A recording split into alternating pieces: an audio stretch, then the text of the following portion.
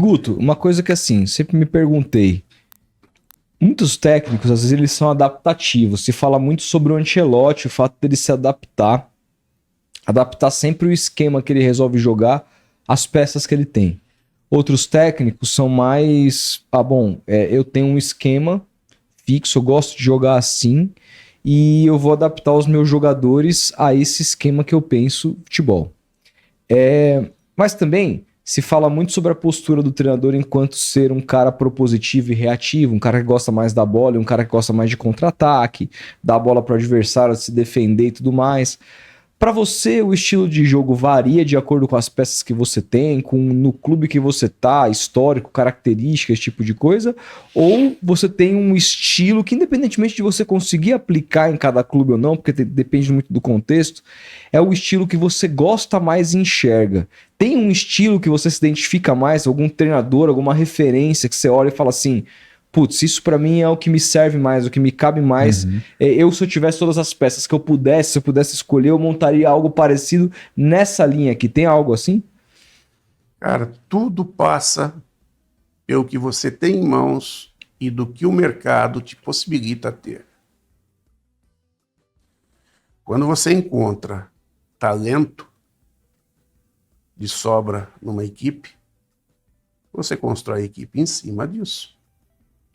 Quando você não encontra, você vai ter que... E sempre, inclusive quando você encontra, você tem que juntar quem complementa quem.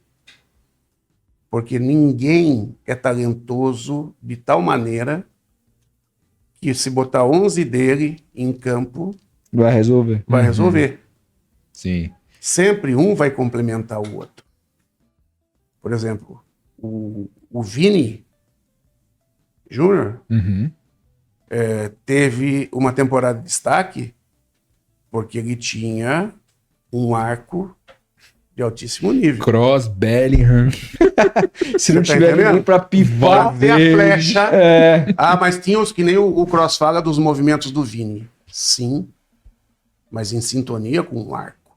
Claro. E assim foi o Santos, de 2011, com o melhor momento do Ganso, antes da lesão do Ganso. Com o Neymar, era o arco e a flecha.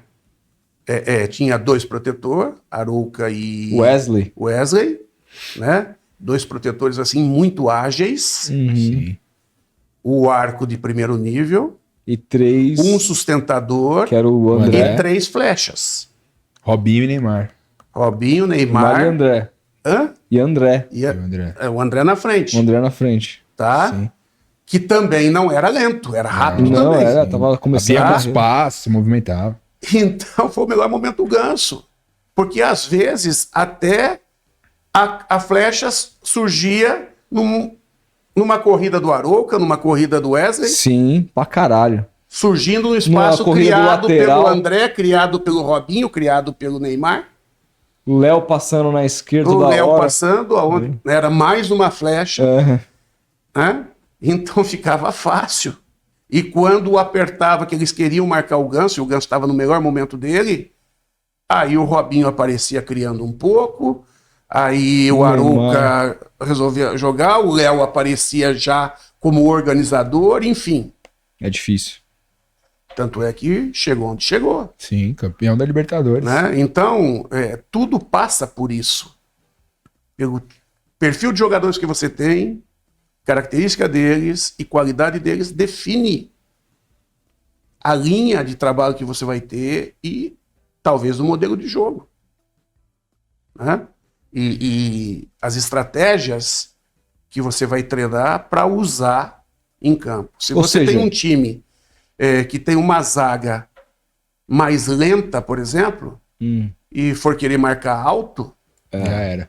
Vai depender muito se o complemento dessa linha vai conseguir fazer a pressão necessária, alta, para que esses fiquem só numa condição de cobertura. Porque eu fico pensando, eu vejo o jogo do estádio, fico pensando, putz, cara, como que zagueiro brasileiro tem a mania de correr para trás, cara. Na Europa a gente vê os campos muito reduzidos, jogando muito menos espaço do que aqui. Aqui você vê o campo muito mais amplo, porque o zagueiro, assim que você perde a bola, o zagueiro já vai dando puxando a linha pra trás. Às vezes você vê o técnico, não, fica, mas é meio que natural do zagueiro. Então, só que tem um detalhe muito importante, né? A Europa, a cultura... Primeiro que eles vão buscar as peças-chave, porque tem dinheiro para ir buscar. Claro. Tá? Segundo que são raros os times que você encontra. Agora está começando a surgir um ou outro clube que marca individual. Tá rolando no voltando, Napoli, né? Isso era meio do passado, não era? Mas isso foi a história do Brasil. Quando surge o 3-5-2 no Brasil, não é que surge, que começa a ser Usado. Sim. né? Em demasia, e começou. O que o 3-5-2 provocou? Provocou praticamente dissipou os meias de criação, né? Começou a botar os meias que poderiam jogar um pouco mais por dentro, por fora, onde tinha menos pressão, e aí na situação de ala. Aí o ala poderia ser ou um ala organizador ou um ala Pra chegar no fundo. físico, para chegar no fundo. E aí começou a jogar com 2 atacantes, meio que começou a tirar o jogador, o centroavante de referência. Quando se joga em 3-5-2, o centroavante de referência começa a sumir do mapa, começa a jogar mais com 2 de mobilidade. Sim. 3 zagueiros posicionais, né? E num primeiro instante que aparece o 3-5-2, era um jogo extremamente físico, com marcação individualizada, encaixada. Cara, o primeiro time que eu vi assim foi o São Paulo, do Muricy. Então, aí o que começa a acontecer? Os treinadores começam a ter jogadores... Foi campeão 3-5-2 em 2002. Os treinadores começam a perceber que tem jogadores que têm facilidade de fazer 2, 3 funções e começa a botar em determinados pontos da equipe para criar os desequilíbrios sobre os posicionais do 3-5-2.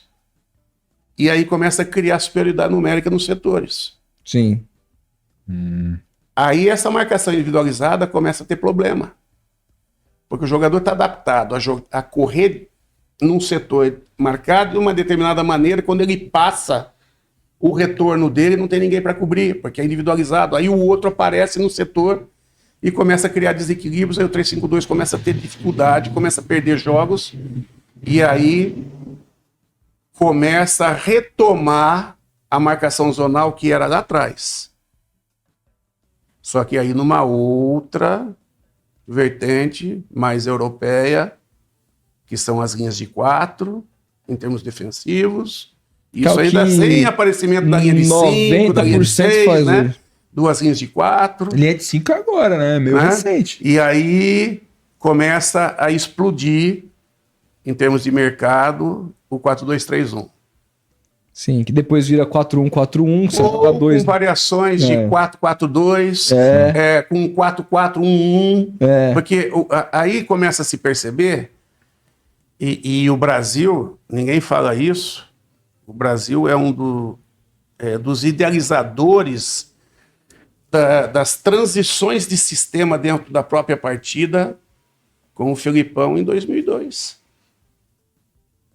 Porque você tinha o Edmilson que fazia volante e zagueiro. Exatamente. Até então, sem bola, o encaixe era dentro do padrão, do modelo. Né? Botava ali, cada um já sabia. Aí quando começa, ora o Edmilson vira volante, ora vira zagueiro. Com bola e sem bola, né? Com bola e sem bola. Quando vai jogar com 3, o Gilberto Silva vem para a primeira função, o Kleberson vira um 4-3-3, digamos assim, sem muitos extremos, digamos assim, né? Porque aí por dentro tem, na frente, tem o Ronaldinho e o Rivaldo na aproximação do Ronaldo. Só que com variação também. O Ronaldo, ora, tem a companhia do Rivaldo como segundo atacante. Sim. E o Ronaldinho como meia, ora o Ronaldinho é o segundo atacante e o Rivaldo é o meia. Sim. Então nessa alternância não dá para fixar ninguém. Você tem que fixar 2 homens para poder acompanhar a marcação individual começa Começa a se fuder. a se arrebentar. É. E a zonal também, o equilíbrio da zonal tem que ser muito bem trabalhado. Aí o Brasil surpreende e ganha a Copa. E tinha 2 laterais que eram muito válvula de escape, né? Muito. O Felipão O Cafu com eles... se tornava ponta e o Roberto também se exato, tornava cara. ponta. E, Guto, você já. Algum time Cara, desses seus. Você já fez marcação zonal aqui no Brasil, assim, ou você Mas- abandonou completamente? Não, eu sempre... Do Mogi Zonal não, desculpa, individual. Individual? Eu fiz a pergunta errada. Até 2011, por exemplo, eu ganhei a Copa São Paulo com marcação individual. Em 98. Cada um pega o seu. Você acha que assim, é a pergunta de um cara foda leigo que isso, nunca imaginou como que é o trabalho de um Humilde, treinador no né? dia a dia. É. Mas, por exemplo, vamos supor o seguinte.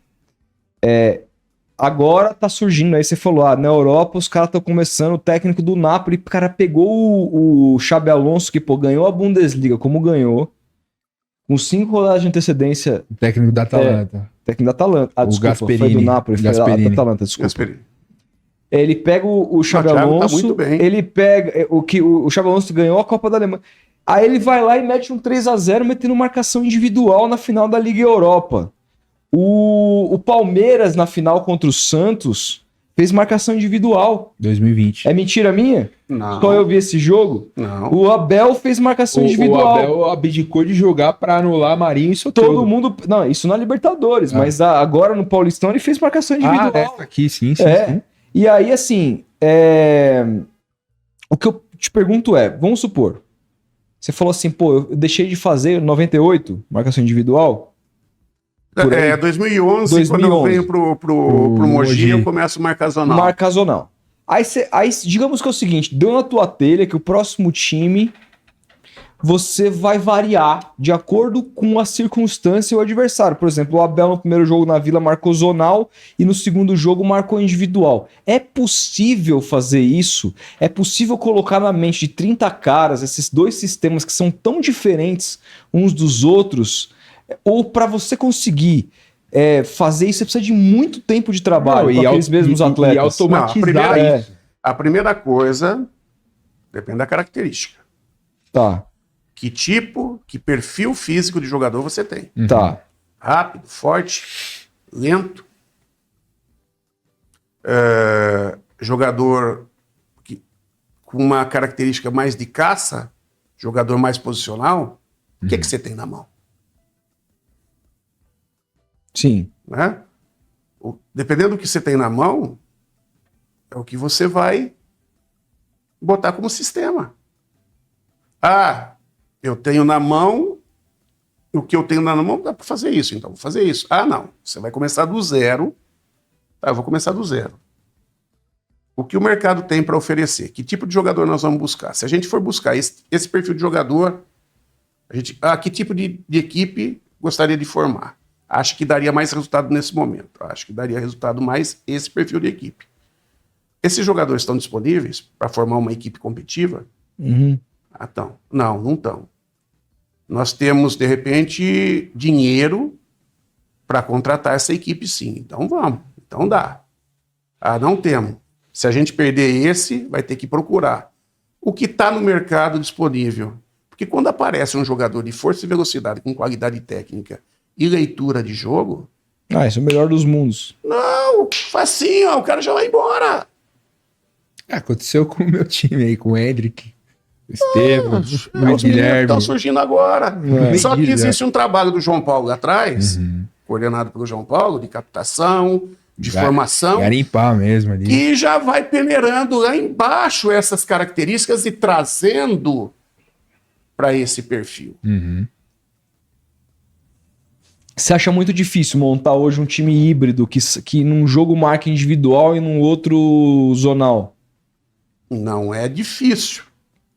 Tudo depende do que você Do que tem você em mão. tem. Se você tiver na mão, você dá pra fazer. O São Paulo tem vários jogadores fisicamente muito interessantes. Muito. Em termos de Alisson, jogo de contato, Você é louco. Time Pablo físico. Maia. intensidade, né? Então isso facilita para o treinador botar a equipe de forma agressiva, marcando alto, né? E variações de sistema.